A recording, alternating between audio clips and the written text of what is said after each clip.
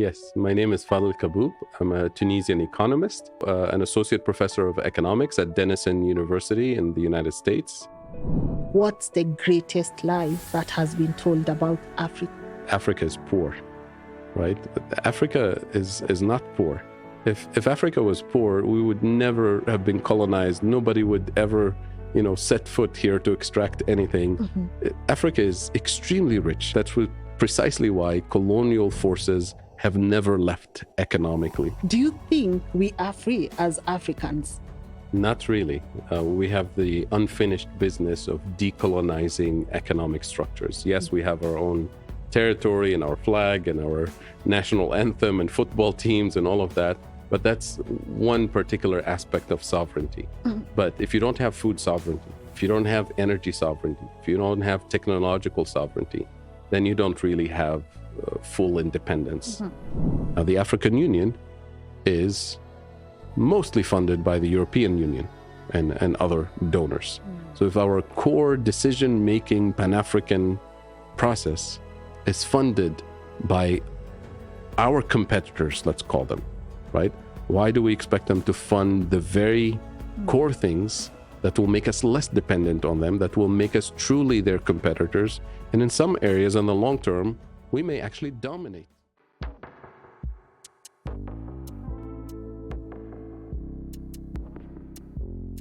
Africa is often described as the richest continent in natural resources.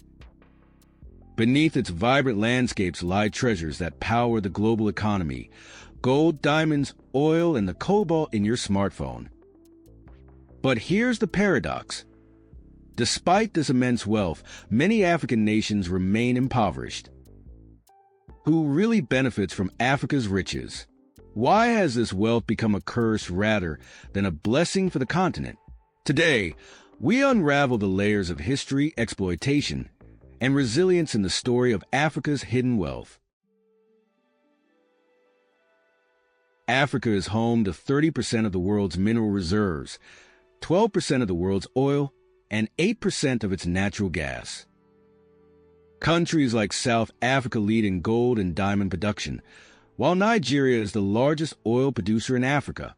The Democratic Republic of Congo, DRC, supplies over 60% of the world's cobalt, a crucial component for electric vehicles and smartphones. Yet, the continent's wealth isn't limited to minerals. Africa's arable land makes up 60% of the world's uncultivated fertile soil, positioning it as a potential agricultural powerhouse. Additionally, renewable energy resources, such as solar and hydro, offer untapped potential for global energy markets.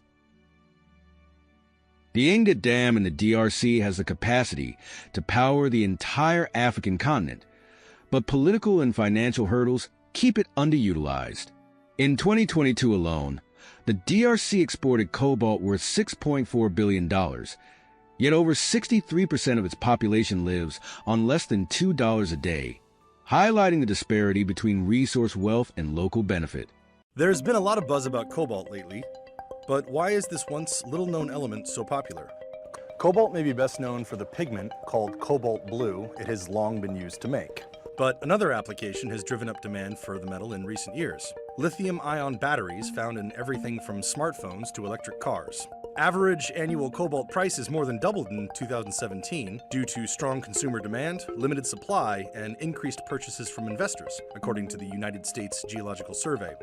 Africa's biodiversity also offers untapped potential in medicine, with ancient remedies like Madagascar's periwinkle contributing to modern cancer treatments.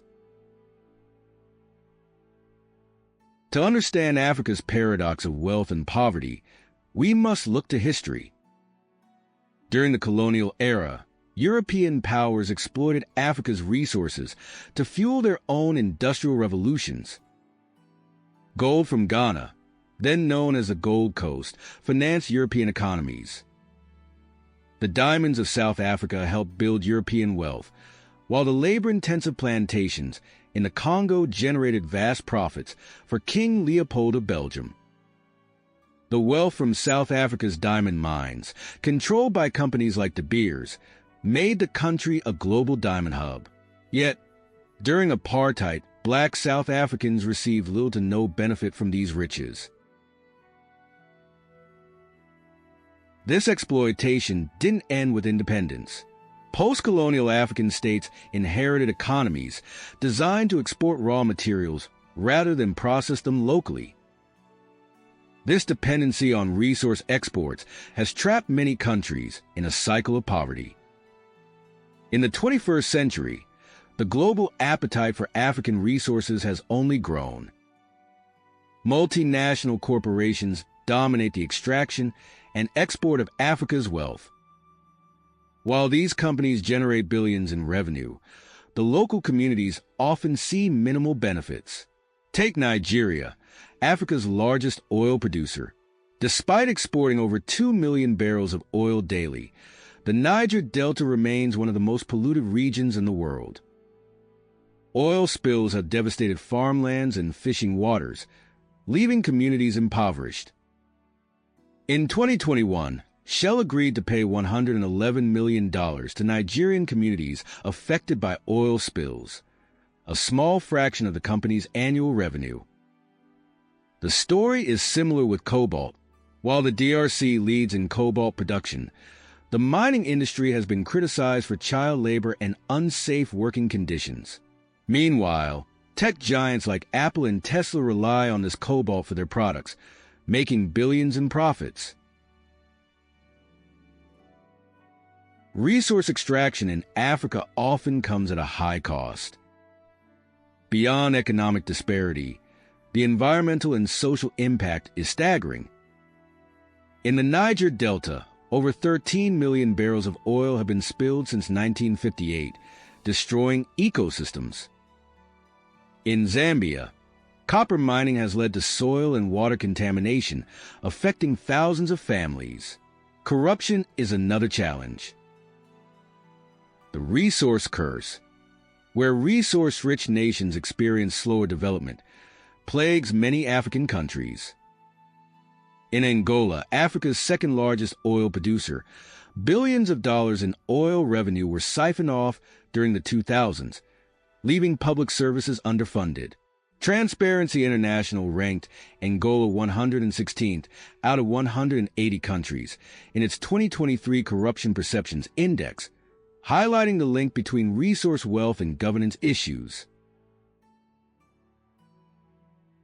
Despite these challenges, there's hope. African nations are beginning to take control of their resources. Local processing industries are emerging, creating jobs and retaining wealth within the continent. Countries like Rwanda have banned the export of raw minerals, insisting on local processing to add value. Renewable energy is another opportunity. With abundant sunlight, Africa is perfectly positioned to lead the global transition to green energy. By harnessing its resources sustainably, Africa can rewrite its narrative. In 2019, Rwanda launched its first-ever smartphone factory, showcasing the potential for local innovation, and also banned raw mineral exports in favor of local processing, ensuring more value is added domestically. In Nigeria, the government recently signed a deal to refine oil locally, reducing reliance on foreign refineries. Renewable energy projects like Morocco's North Solar Plant, the world's largest concentrated solar power facility, showcase Africa's potential to lead the green energy revolution. In 2019, Ethiopia launched its Grand Ethiopian Renaissance Dam, which promises to generate electricity for millions, showcasing the power of African-led infrastructure projects. In addition, organizations like the African Continental Free Trade Area, AfCFTA, aim to boost intra-African trade, reducing dependency on external markets. Africa's hidden wealth is a story of potential. From gold and oil to the power of its people, the continent has all it needs to thrive. The question is, can Africa take full control of its resources and chart its own course in history? The future of Africa lies in its hands, and in the choices we make today to ensure its wealth benefits its people. What do you think? How can Africa break free from the cycle of exploitation? Let's discuss in the comments below. Don't forget to like, share, and subscribe for more insightful content about Africa's untold stories.